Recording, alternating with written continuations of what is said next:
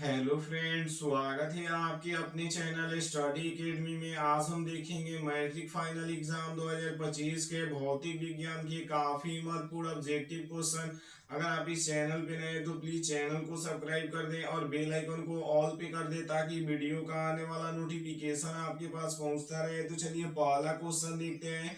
पहला क्वेश्चन कह रहा है किस दर्पण में केवल आभासी प्रतिबिंब बनेगा। तो ये किस दर्पण में बनेगा? ए कह रहा है समतल, बी कह रहा है अवतल, सी कह रहा है उत्तल, डी कह रहा है समतल तथा उत्तल।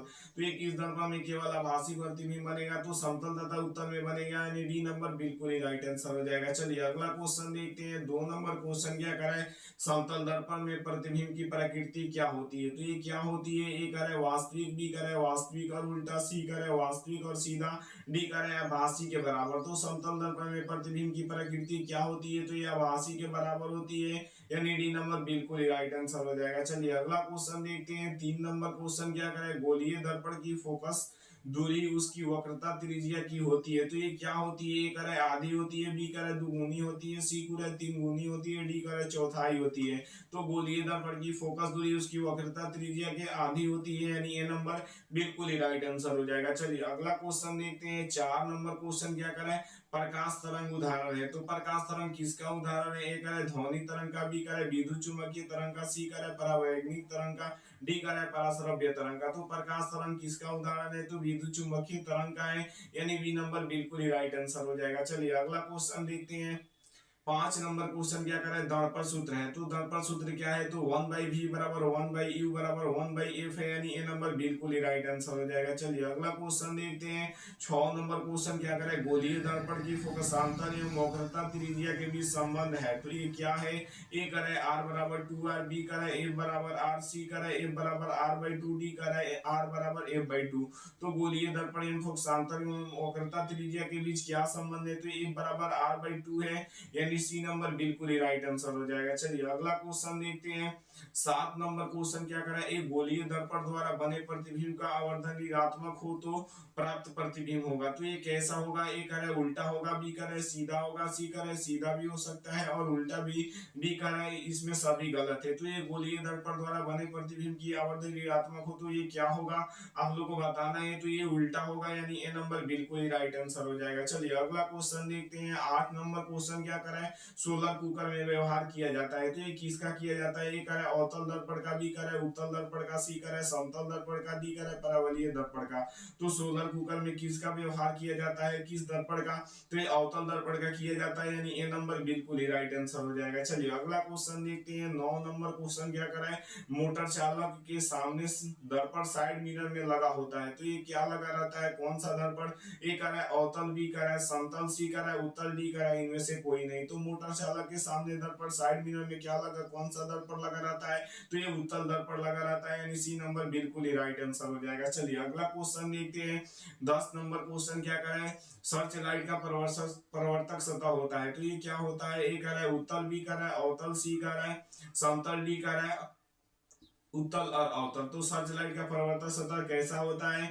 तो ये अवतल होता है, यानी बी नंबर बिल्कुल ही राइट आंसर हो जाएगा। चलिए अगला क्वेश्चन देखते हैं। 11 नंबर क्वेश्चन क्या करें? प्रकाश की किरण गमन करती है। तो ये कैसी गमन करती है? ए करे सीधी रेखा में, बी करे टेढ़ी रेखा में, सी करे किसी भी दिशा में, डी करे उपयुक्त सभी। तो प्रकाश की किरण हमेशा सीधी रेखा में गमन करती है, यानी ए नंबर बिल्कुल ही राइट आंसर हो जाएगा। चलिए अगला क्वेश्चन देखते हैं। 12 नंबर क्वेश्चन क्या करें? प्रकाश के परिवर्तन के कितने नियम है? तो ये कितने नियम है? ए करे 1, बी करे 2, सी करे 3, डी करे 4। तो प्रकाश के परिवर्तन के कितने नियम है? तो 2 नियम है, यानी बी नंबर बिल्कुल ही राइट आंसर हो जाएगा। चलिए अगला क्वेश्चन देखते हैं। 13 नंबर क्वेश्चन क्या करें? किस दर्पण में बड़ा प्रतिबिंब बनेगा? तो आप लोग को बताना है किस दर्पण में बड़ा प्रतिबिंब बनेगा। ए करे समतल, बी करे अवतल, सी करे उत्तल, डी करे इनमें से कोई नहीं। तो किस दर्पण में बड़ा प्रतिबिंब बनेगा? तो ये अवतल दर्पण में बनेगा, यानी बी नंबर बिल्कुल ही राइट आंसर हो जाएगा। चलिए अगला क्वेश्चन देखते हैं। 14 नंबर क्वेश्चन क्या करे? समतल दर्पण द्वारा बना प्रतिबिंब होता है। तो ये कैसा होता है? ए करे वास्तविक, बी करे काल्पनिक, सी करे ए और बी दोनों, डी करे इनमें कोई नहीं। तो समतल दर्पण द्वारा बने प्रतिबिंब कैसा होता है, तो ये काल्पनिक होता है, यानी बी नंबर बिल्कुल ही राइट आंसर हो जाएगा। चलिए अगला क्वेश्चन देखते हैं। 15 नंबर क्वेश्चन क्या करा है, दाढ़ी बनाने में कौन सा दर्पण उपयुक्त होता है। काफी महत्वपूर्ण क्वेश्चन है बोर्ड एग्जाम की दृष्टिकोण से। ए कर है समतल, बी कर है उत्तल, सी कर है अवतल, डी कर है इनमें से कोई नहीं। तो दाढ़ी बनाने में कौन सा दर्पण उपयुक्त होता है, तो ये अवतल दर्पण उपयुक्त होता है, यानी सी नंबर बिल्कुल ही राइट आंसर हो जाएगा। चलिए अगला क्वेश्चन देखते हैं। 16 नंबर क्वेश्चन क्या करे, प्रकाश परिवर्तन के नियम से आधारित है। तो ये किस पर आधारित है, ये करे आपतन कोण बराबर परिवर्तन कोण, बी करे परिवर्तन कोण बराबर अपवर्तन कोण, सी करे आपतन कोण बराबर विचलन कोण, डी करे इनमें से कोई नहीं। तो परिवर्तन के नियम किस पर आधारित है, तो ये आपतन कोण बराबर परिवर्तन कोण होता है, यानी ये नंबर बिल्कुल ही राइट आंसर हो जाएगा। चलिए अगला क्वेश्चन देखते हैं। 17 नंबर क्वेश्चन क्या कराए, दंत विशेषज्ञ किस दर्पण का उपयोग मरीजों के दांत का बड़ा प्रतिबिंब देखने के लिए करते हैं। तो ये किस दर्पण का करते हैं, एक है समतल दर्पण, बी का है अवतल दर्पण, सी का है उत्तल दर्पण, डी का है इनमें से सभी। तो दंत विशेषज्ञ किस दर्पण मरीजों को दांत देखने के लिए किस दर्पण का उपयोग करते हैं, आप लोगों को बताना है। तो ये अवतल दर्पण का उपयोग करते हैं, यानी बी नंबर बिल्कुल ही राइट आंसर हो जाएगा। चलिए अगला क्वेश्चन देखते हैं। 18 नंबर क्वेश्चन क्या करे, गोलीय दर्पण के परावर्तन पृष्ठ की वृत्ताकार सीमा रेखा का व्यास कहलाती है। तो ये क्या कहलाती है, ए करे मुख्य फोकस, बी करे वक्रता त्रिज्या,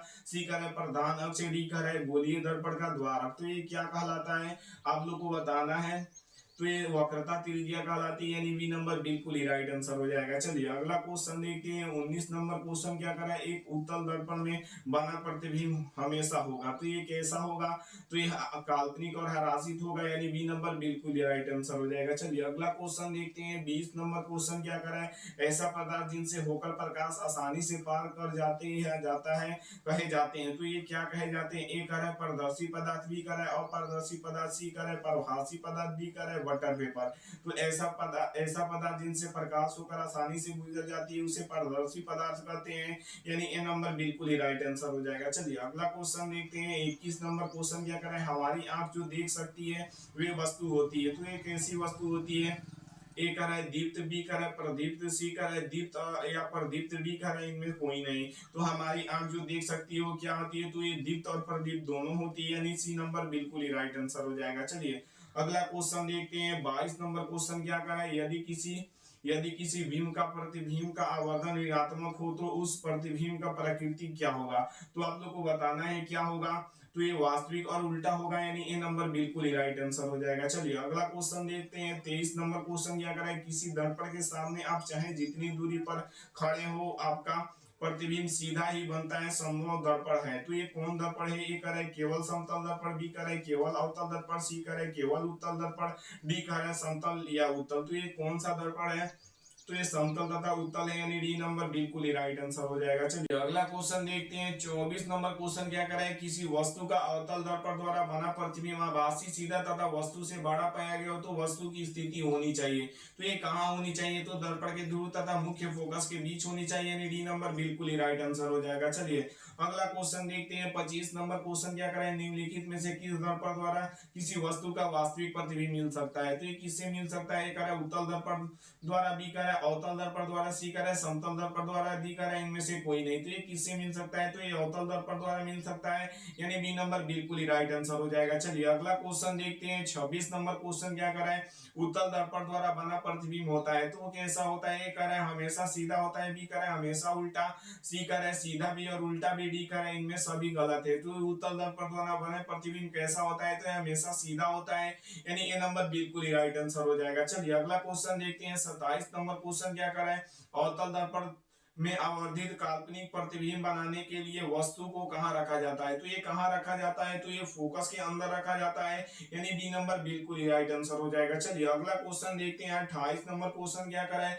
प्रकाश तरंग उदाहरण है। तो प्रकाश तरंग किसका उदाहरण है, ए का है ध्वनि तरंग का, बी का है विद्युत चुंबकीय तरंग का, सी का है परावैद्युत तरंग का, डी का है पराश्रव्य तरंग का। तो प्रकाश तरंग किसका उदाहरण है, तो विद्युत चुंबकीय तरंग का है, यानी बी नंबर बिल्कुल ही राइट आंसर हो जाएगा। चलिए अगला क्वेश्चन देखते हैं।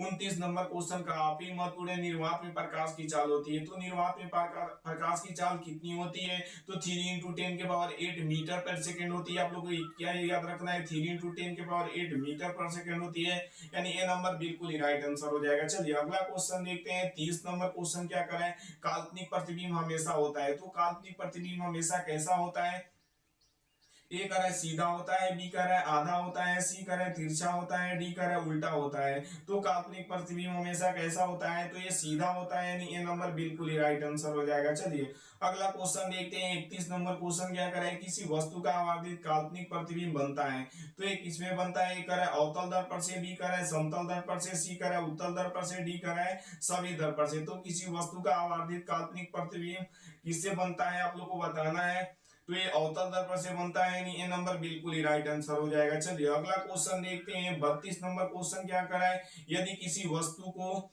एक दर्पण से दूर रखने पर उल्टा प्रतिबिंब बने, सामने सामने निकट रखने पर प्रतिबिंब सीधा बने, किंतु वह दर्पण होगा, तो ये कौन सा दर्पण होगा, आप लोग को बताना है। ए कह रहा है समतल दर्पण, बी कह रहा है अवतल दर्पण, सी कह रहा है उत्तल दर्पण, डी कह रहा है समतल समतल उत्तल दर्पण। तो ये कौन सा दर्पण होगा, आप लोग को बताना है। तो ये अवतल दर्पण होगा, यानी बी नंबर बिल्कुल ही राइट आंसर हो जाएगा। चलिए अगला क्वेश्चन देखते हैं। 33 नंबर क्वेश्चन क्या कर रहा है, यदि किसी वस्तु को एक दर्पण के सम्मुख की किसी भी दूरी पर रखने से उस वस्तु की प्रतिबिंब सदैव सीधा और छोटा बनता है, तो वह दर्पण होगा। तो ये कौन सा दर्पण होगा, ए कह रहा है समतल, बी कह रहा है उत्तल, सी कह रहा है अवतल, डी कह रहा है इनमें से कोई नहीं। तो ये कौन सा दर्पण होगा, तो ये उत्तल दर्पण होगा, यानी बी नंबर बिल्कुल ही राइट आंसर हो जाएगा। चलिए अगला क्वेश्चन देखते हैं। 34 नंबर क्वेश्चन क्या करे, उत्तल दर्पण से प्रतिबिंब सदैव बनता है, तो ये कहाँ बनता है, ए करे वक्रता केंद्र तथा फोकस के बीच, बी करे वक्रता केंद्र तथा अनंत के बीच, सी करे ध्रुव तथा फोकस के बीच, डी करे कहीं भी बन सकता है। तो ये कहाँ बनेगा, तो ये ध्रुव तथा फोकस के बीच बनेगा, यानी सी नंबर बिल्कुल ही राइट आंसर हो जाएगा। चलिए अगला क्वेश्चन देखते हैं। 35 नंबर क्वेश्चन क्या कर रहा है, किसी वस्तु को हम तभी देख पाते हैं जब वह वस्तु प्रकाश को क्या करती है, तो ये क्या करती है, ए करे अवशोषित करती है, बी करे परिवर्तित करती है, सी करे अपवर्तित करती है, डी करे परिवर्तित और अपवर्तित करती है। तो ये किसी वस्तु को हम तब देख पाते हैं जब प्रकाश का परिवर्तित होता है, यानी बी नंबर बिल्कुल ही राइट आंसर हो जाएगा। चलिए अगला क्वेश्चन देखते हैं। 36 नंबर क्वेश्चन क्या करे कि किस दर्पण में वास्तविक प्रतिबिंब नहीं बन सकता है, तो ये किस दर्पण में वास्तविक प्रतिबिंब नहीं बन सकता है, ए कह रहा है समतल दर्पण, बी कह रहा है अवतल दर्पण, सी कह रहा है समतल तथा अवतल दर्पण, डी कह रहा है सभी दर्पण। तो ये किस दर्पण में वास्तविक प्रतिबिंब नहीं बन सकता है, आप लोग को बताना है। तो ये समतल दर्पण में नहीं बन सकता है, यानी ये नंबर बिल्कुल ही राइट आंसर हो जाएगा। चलिए अगला क्वेश्चन देखते हैं। 37 नंबर क्वेश्चन क्या कर रहा है, अवतल दर्पण की फोकस से चलती हुई किरण परिवर्तन के बाद जाती है, तो ये कहाँ जाती है, आप लोग को बताना है। तो ये प्रधान अक्ष के समानांतर जाती है, यानी ये नंबर बिल्कुल ही राइट आंसर हो जाएगा। चलिए अगला क्वेश्चन देखते हैं। 38 नंबर क्वेश्चन क्या कर रहा है, क्या समतल दर्पण में बने प्रतिबिंब को पर्दे पर उतारा जा सकता है, तो समतल दर्पण के बने प्रतिबिंब को पर्दे पर नहीं उतारा जा सकता है, यानी बी नंबर बिल्कुल ही राइट आंसर हो जाएगा। अगर आप लोग को पीडीएफ चाहिए तो आप लोग को मैसेज करना होगा 7352125070 को बोलिएगा सर हमें पीडीएफ चाहिए, तो हर एक विषय का आप लोग को पीडीएफ मिलेगा बिल्कुल ही फ्री में। मिलते हैं अगले वीडियो में।